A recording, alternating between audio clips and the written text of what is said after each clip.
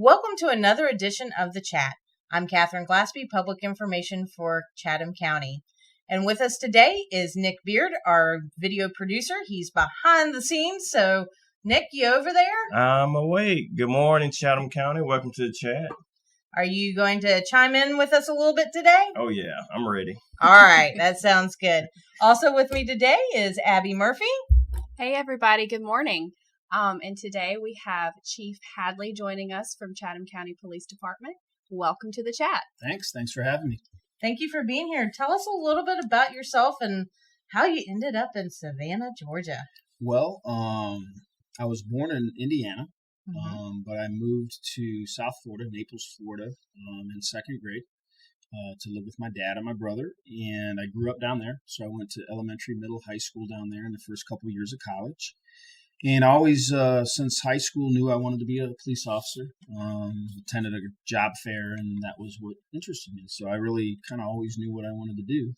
I was too short to play professional sports, even though I liked doing it. But so I went to community college in Fort Myers, Florida, and I put myself through the police academy in 1991. And I was fortunate enough to get hired by the Cape Coral Police Department, which is right outside Fort Myers. And I worked there a couple years, and I was looking to go to a larger agency that had more opportunities for growth and to do some of the things that I had an interest in. And so I actually applied to the Fort Wayne Police Department where I was born, Fort Wayne, Indiana, which is the second largest city in Indiana, northeast Indiana. It's about 265,000 people that live there. And my mom and my sisters were there and my brothers, so I had a lot of family reasons to go back there.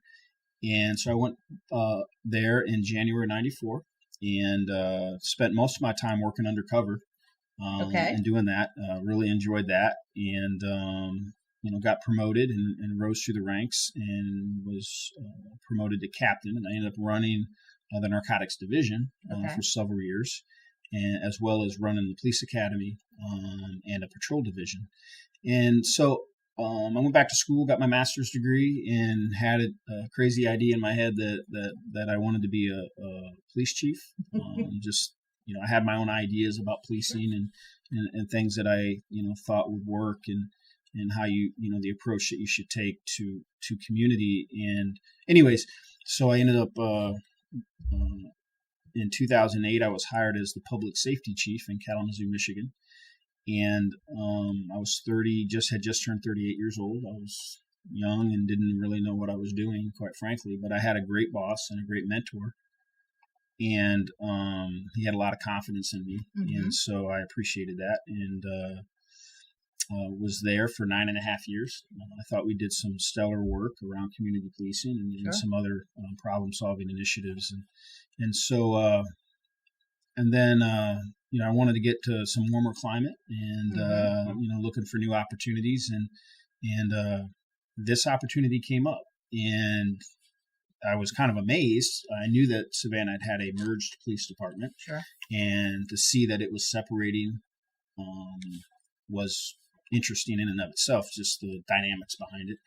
But then, obviously, that born an opportunity to potentially be the engineer, if you will, of recreating a pretty large police department in the 21st century. And those opportunities just don't exist very often in my profession. And so I was just fortunate enough to be offered the position by the county manager and the chairman. And, it's been a great transition. I've been here almost 2 years. December 4th will be 2 years. And it's just been fantastic. It's been amazing to see the transition from Savannah Chatham Metropolitan Police Department to having two police departments out of that CCPD, and really how fast it all came together. The county put together a transition team as well as the city did, and they worked together to do it. And we were a part of that team in PIO. And I can remember sitting in that meeting for transition meetings going, we're 4 months out and they haven't hired a chief yet. We're making decisions that I really think the chief should be making. So I know that had to be really interesting for you to come in and build this, but then already have a few decisions made that you were going, I'm not so sure about this. What was it like really to step in when because you got here in, I think, September, October?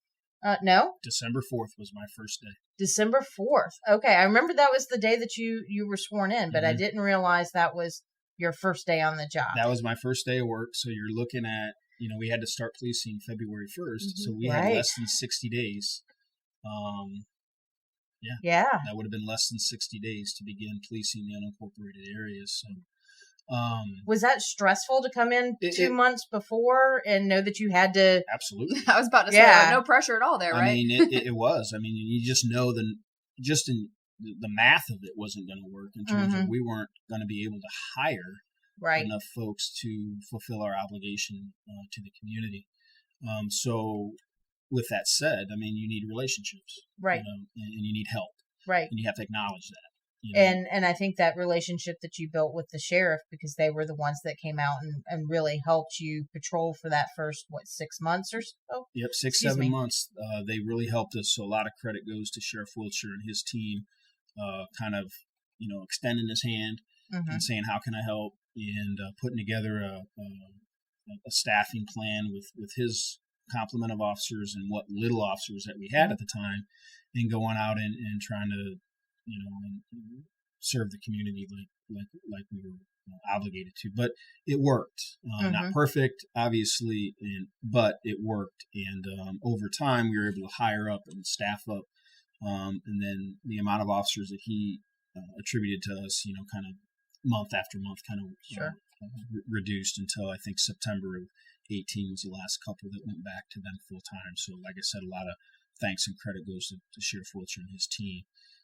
But with that said, you talked about the transition team, and you asked about, coming in and decisions were made and whatnot. And yeah, they were. And I remember sitting down with the county manager and some of the transition team really during my interview process, not necessarily right before I got offered the job.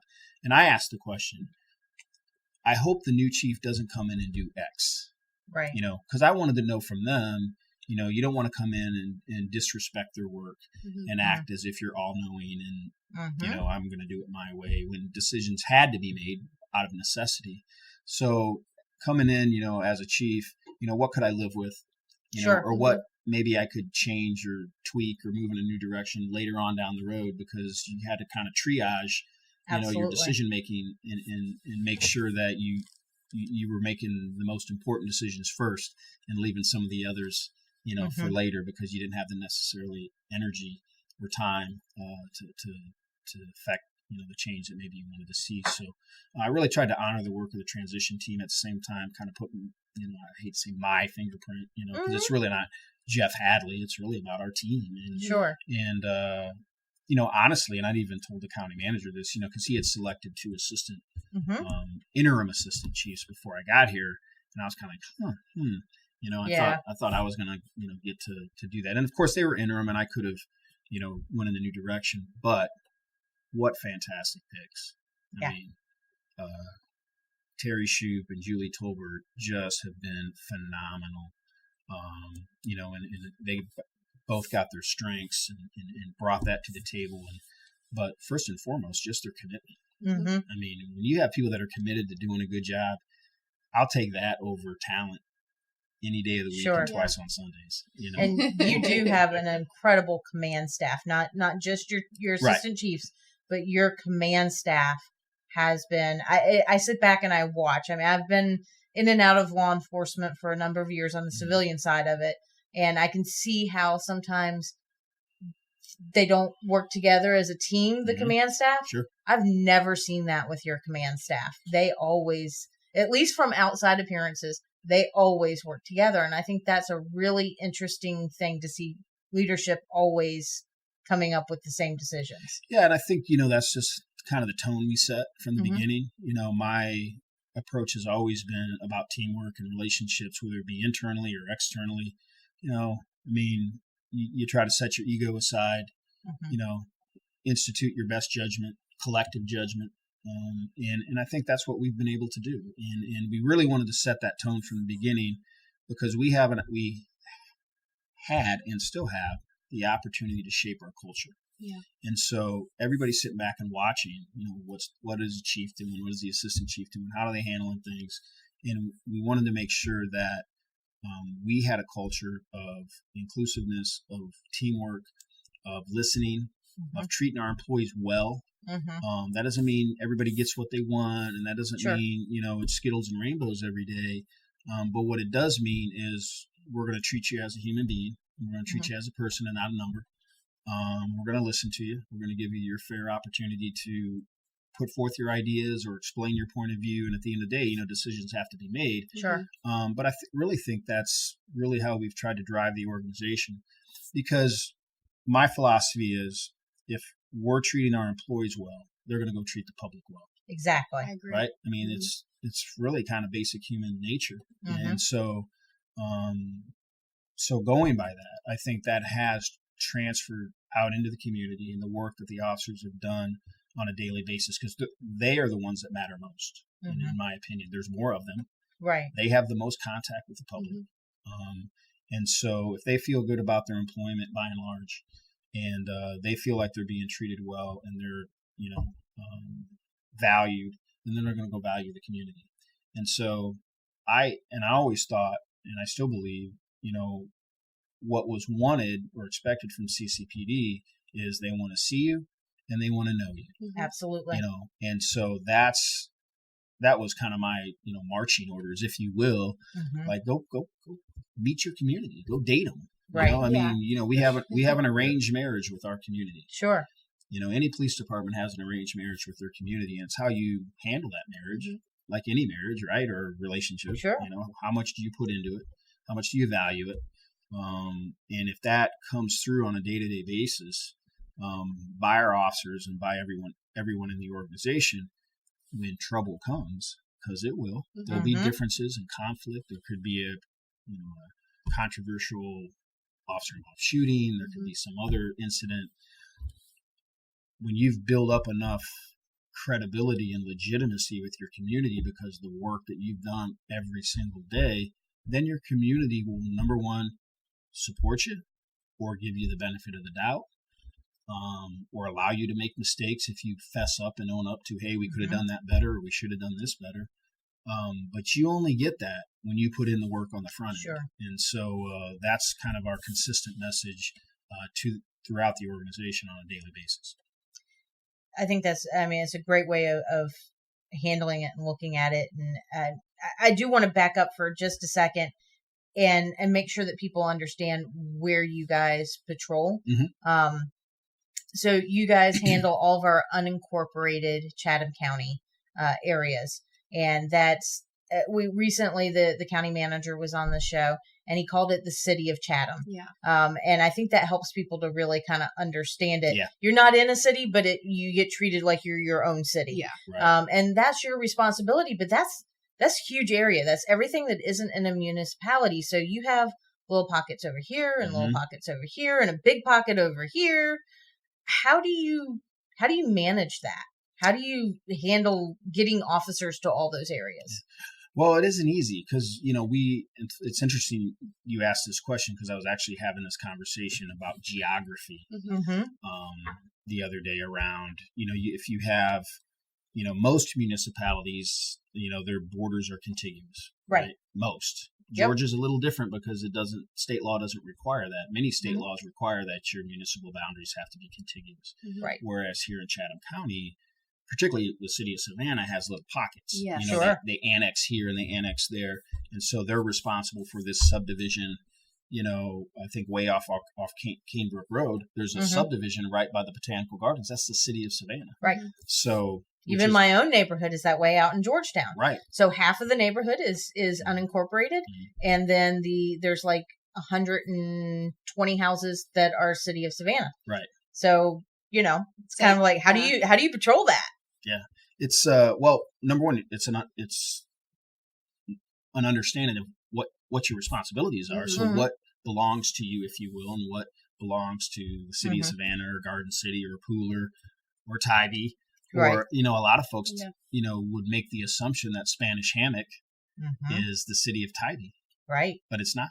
Yeah. It's the unincorporated parts of Chatham County, so we actually patrol that, and we Yeah. patrol 80, the road that goes out to Tybee Island. Mhm. So, you know, that your officers, one, understand that what's in their beat and in their district, and, you know, that they need to make themselves known and be seen in those areas that they may not often get to because they're at the outer borders or whatnot. So, you know, we run all the way from the county line west all the Mhm. way to Tybee Island and everything in between that's not incorporated. So Wow. we have a large geographical area to cover. Mm-hmm.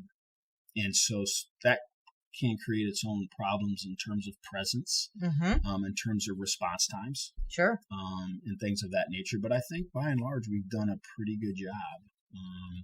You know, we do a daily activity report every night or every shift, so day and night. And in that, I hate to say mandated, but I guess I've mandated, I want to see your community engagement activities. I mean, you're going to get, you know, information on crimes and things of that nature. But what I'm equally interested in is the community engagement that the officers are doing every single day. Yeah. You that's want to make important. sure it has to be the expectation. Sure. What you also have to do is build that into your reward system. Oh. So what traditionally law enforcement has done for many years, and maybe some agencies still do, which I would scratch my head why, it's been when you want to get promoted or you want to go to the specialty unit, it's all stat driven. How many Okay. arrests did you make? How many tickets did you write? You know, things of that nature. Equally, I want to know, tell me your most important community engagement Mm-hmm. that you did in the last 6 months that Right. stuck out to you. That's balance. Sure. That's community policing. Mhm. So I'm really not. I could go out and write 1,000 tickets Yeah. and probably create more problems than I solved. Absolutely. You Right. could. So I'm more interested in problem solving. I'm more interested in, of course, doing the right thing. And not that you're a byproduct of what we do. You're going to make arrests and you're going to have to write citations for a variety of reasons. But that's just not my focus. I mean, we want to solve problems. We want to make, you know, lives better for people. Well, it's the serving part of protect and serve. Absolutely. Absolutely. And so, you know, instilling that in your culture Mm-hmm. and in your organization and in your reward system is going to leave you in a good place. So if me as the individual officer, we all want something selfish out of our career, Yeah. right? You Sure. know, we want a pay raise, we want to get Absolutely. promoted, or we want to do this or that. So if the organization sets the reward for moving up or getting what you want, that's in line with, you know, what's best for the community, then you're in a good place. Right. You know, so again, not to be repetitive, but I want to make sure that our officers understand that you're not going to impress me by coming in and writing 1,000 tickets. You'll impress me by solving a problem. You'll impress me by getting out of your car and engaged in the community, you know, or identifying a problem. And maybe you have to go write tickets because the public wants this street policed because Sure. they're going 55 and a 30 in a school zone. Right. Okay, Right. absolutely, we're going to go write tickets. It's a public safety Yes. exercise, but And- not for your own stats and for your own ego to say, I wrote 40 tickets today and look what a great cop I am. That doesn't make a great cop. And sometimes you have to hear from the community to know what those problems are Mhm. to solve Absolutely. them. So if people are having a problem in their neighborhoods, if they're having crime problems, they actually have to let you know. Yeah. And how do they let you know? By you. The onus is on us to get out of our car, Mm-hmm. to meet them in their place, on their lawn, in their driveway, at the park, Sure. even at the convenience store, to be welcoming, to be friendly, to be approachable. And when you start building those relationships in your neighborhood, because you're going to be policing that same neighborhood when you're working your 12-hour shift, right? Sure. So those folks that even may be distrustful of the police or apprehensive, once you get to know them, the badge and the uniform kind of melts away. And they're looking at you as a human, as Abby, as Catherine, as Nick, and go, "Oh, Officer Nick, Sure. hey, down the street, you know, I think these young kids are breaking into cars, or, you know, this house there's a lot of loud music, or whatever it is, whatever, you know, affects their quality of life." And once they let you know that, then it's our obligation to go and try to help solve those problems as best we can. That's awesome. I mean, it's nice to have a police department like that. All police departments should be like that. Yeah. I think we're seeing a shift to police departments to do more of that in community engagement. But sometimes we're stuck in our ways, and we still see a lot of traditional policing here. Well, you have to be intentional about it. Yeah. And you have to, as an administrator, you have to pay attention to what's going on, albeit those daily activity reports, and you got to constantly, kind of push it, and make sure that it's happening. And again, you build it into the reward system, and then you hold your captains accountable. Hey, why isn't this happening in your precinct? Right. That's just kind of what I've asked you to do. Is it unreasonable? Is it, but our command staff's on board. They get it. They enjoy it. They're not doing it begrudgingly, or that's not the way I would do it. I mean, I think we're all lockstep in on our approach to how we want to police the unincorporated areas, and also be good partners to the other agencies here in the county. So. Absolutely. Well, shifting gears a little bit, I know your department is just over 18 months old. So can you share with us as a department what one of your number one accomplishments have been? And I've said it before, I think the most remarkable accomplishment is our staffing. We are 100% staffed. That's amazing. I have never known of another police department that was over about 10 people that could be 100% staffed. It's just not a thing you hear of in law enforcement. Yeah, it's. I mean, I don't know what the silver bullet is, quite frankly, but I'll take it. Yeah, and it's a team effort. I mean, everybody in this room had a part in it. The entire staff, the county manager, the county board, the county chairman. I mean, everybody made decisions and made commitments and put their back into a whole lot of work to make us where we're at today. So, I mean, it's a total team effort for Team Chatham. And, to sit back and be 100% staffed in today's tough job market in law enforcement is pretty remarkable. We just got to keep, doing what we do. Sure. And we're going to grow. I'd like to grow. I mean, so there's some, we went through a strategic planning process. We're finalizing that up, kind of polishing up the final product. And so that'll be presented, to the board and through the county manager. So there's some things that I'd like to see us get to over the next 3 years. I think that's great. How many people do you have?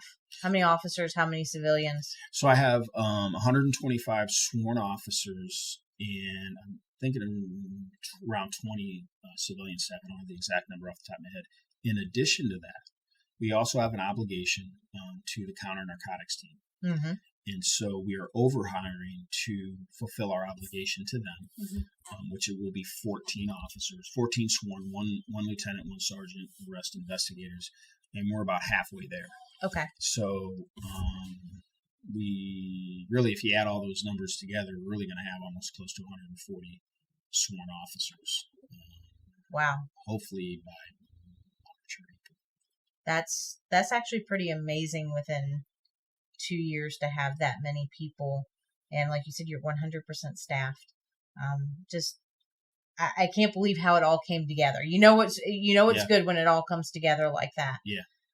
Let's talk about you can't police in a vacuum here. We have Right. eight municipalities plus unincorporated Chatham.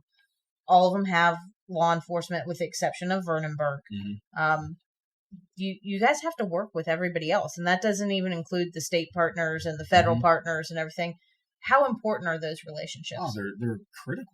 I mean, honestly, they're just critical. I mean, if you think you can do it alone, you're sadly mistaken.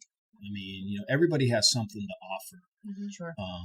And so if you when I say take advantage of that, I mean, I just mean that if you have the relationships intact, that if I have every bit of confidence. If I picked up the phone this second and asked any of the local chiefs, hey, I need help. Can you help me with this? Because you have this and we need it. I have no doubt they would say yes, unless there was just some reason they couldn't. Sure. And vice versa.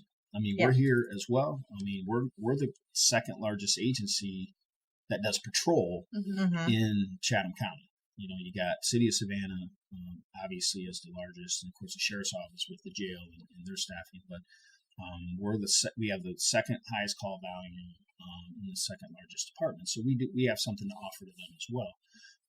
So it's a spirit of cooperation. I think everybody really gets along, sets their egos aside. I don't see any bickering, I just don't. I mean, and at the end of the day, the public doesn't care if you're wearing French blue, dark blue, brown. No. Exactly. They really don't care. And a lot of times they don't even know if they pulled you over. They don't even know. They just know a cop pulled them over in Chatham County. So, I mean, we all represent each other. Yeah. At the end of the day, we all represent each other. And so a lot of good relationships here. We all help each other out, particularly with the city of Savannah and the sheriff's office. We do a lot of training together. Yeah. Of course, we're starting a SWAT team with the sheriff's office, and that's been an 8-9 month process so far. We still have a long way to go. But I mean, city of Savannah has been great to work with. I mean, some people asked when I got here, "Oh, is there a lot of bickering?" I said, "No, not at all." As county manager has said, it was a win-win. When we separated those police departments. I don't like to use the word demerger. That's just I don't like that word. But when we separated the police departments, it was a win-win. They needed to concentrate on a certain thing, and the unincorporated county needed to feel like they had law enforcement that could listen to their needs. Yes. And so it was a win-win for everybody. And I know that most of your command staff knows the people that are command staff over at the city of Savannah, and because they've been here for a long time. They aren't new to this area like you are. And you've come in and made those relationships. So I never see where you guys are like, oh, well, we don't get along with them or we can't work with them. That doesn't happen here. Yeah, and I think that's great, because in other areas that can happen, where law enforcement doesn't work with other law enforcement. I'm so pleased to see how those relationships work. And I've seen that firsthand with being on call for the police department. I'll get some calls from reporters, and they'll say that they saw Chatham County Police vehicle out at a scene, and it turns out that they're assisting. So a lot of times y'all are helping all around the county, no matter what municipality. So it's just great to see that y'all are offering that support. Yeah, yeah. I mean, I think our men and women really truly get that. I mean, I'd be disappointed if they didn't. Absolutely. Abby, final thoughts for today? Do y'all have any upcoming community events? I know you have Coffee with the Cops sometimes. Do you have anything like that that's happening soon? We're going to do a couple Shop with the Cops. Okay. So we're going to be working with iHeartRadio and Bill Edwards and the Ronald McDonald House to do a Shop with the Cop with them. We're also developing our own and working with some of the local major retailers to get some gift cards and then identify some families and children that could benefit from a Shop with the Cop. So we got those things coming up just in the next, probably 30 to 45 days. That's awesome. And I'm sure that if people want to know more information about that, they can call your public information officer, Betsy Nolan, and she can probably give them more information. That's correct. Yeah, you can get a hold of Betsy Nolan, or we have our own Facebook page, which is, I think we have pretty good outreach with that. So you can always post something on our Facebook page or ask questions to her, and she's real good about getting back with folks. You can always email me at jhadley@chathamcounty.org. I'll try to answer you as best I can or direct you where you need to go if you have questions. So, I just appreciate all the support we've gotten, certainly from our governmental partners and the county itself, but the community as well. They've been fantastic. And when they go out and pat our officers on the back or say thank you, it really does mean a lot. I mean, it does mean a lot to them. They may not always express it because they may be shy or, oh, no big deal. But I can tell you at the end of the day, it is a big deal to them. So thank you. Absolutely. Nick, any final thoughts? No, I'm really proud of the police department. And I know, Chief, you spoke earlier about the difficulties to get into being staffed 100%. And as awesome as it is being staffed 100%, I think you guys must be doing something great that you're able to retain the officers that you have. So for anyone who has an interest of becoming a police officer, kind of explain, what are you guys doing that's so great that once you are 100% staffed, you're making it where people don't want to leave and you're not having this high turnover rate? Yeah, that's a very good question. And I think, again, you try to put your finger on it. And what I think what we consistently come back to is just how we treat our employees. We really try to treat them as a person. We engage them. We want to let them know they matter, that we care about them. Again, not trying to be all Pollyannish and it's perfect and everything, but I really think there's a great intention around that. And our officers are our best recruiters. Absolutely. I can put ads up and put billboards up and do all kinds of stuff, but word of mouth travels pretty quick. And when our officers tell other officers, you want to come work for Chatham County, because and when I say county, I'm not saying just the police department. A lot of our officers give a lot of credit to human resources and just the tone at the county and how they treat their employees. They feel like they matter. Right. They really, really feel like they matter, and that there's somebody. And so, again, I don't want to take all the credit. I mean, it's a team effort, but specifically to the police department, we want our officers to know that they're going to get trained, they're going to get good equipment, they're going to be treated with respect, and it really is a good place to work. And so, and they have opportunities. I mean, they're going to have opportunities to grow and do some of the things in their career that will benefit them in the long run. So that's what I'd like to think, what keeps people where they're at and keeps them as members of the Chatham County Police Department, because they have choices. Sure they do. A lot of choices around here to work. A lot of people hiring, and so it's kind of competitive. And again, the county commission is great with the pay and the pay plan and everything. But I'd like to think, not everybody stays just because of the money. Right. I mean, I think people stay because of the organization as a whole. And I think we do a lot of things right in Chatham County and at the police department. So, Chief, any other things that we haven't covered today that you really wanted to cover? I want to thank you guys. Well, thank you. What maybe most folks don't remember is the branding of the police department. Abby had a huge her blush, but won or got second in a national award. Yes.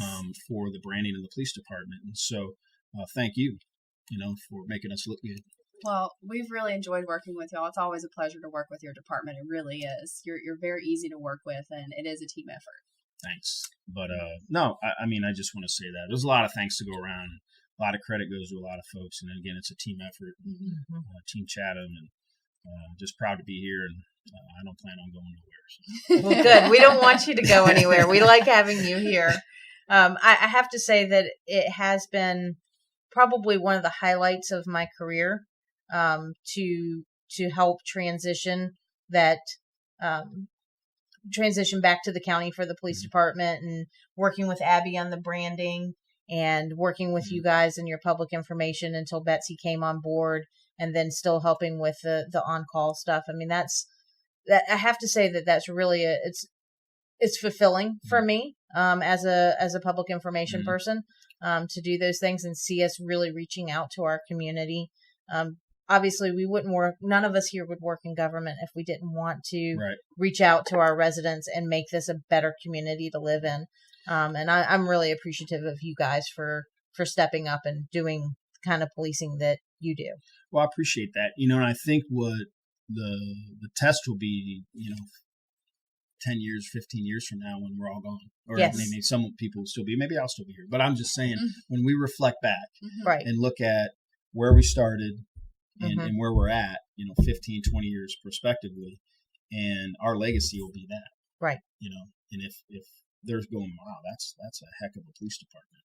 Yeah. And look what who did that back in the day. Right. We'll be all of us will be proud to say we had something to do with it. Absolutely. And I think that'll be the legacy of the county and the Chatham County Police Department. I think you're absolutely right about that. Well, Chief, we're going to have you back on the show in the future. We're going to have some of your officers on the show in the future. You guys have such a great story to tell, and this is a perfect place to do it. So thank you for being here today, and we will have you back probably in the next couple months. And so everybody just join us again next time for another edition of The Chat.